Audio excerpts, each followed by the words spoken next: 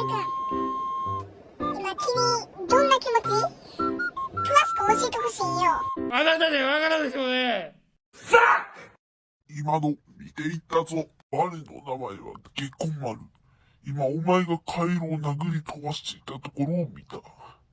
お前には消えてもらう。我々カエル族をぶっ飛ばしたのだからな。そうだそうだ、消えろ消えろ。そんなの嫌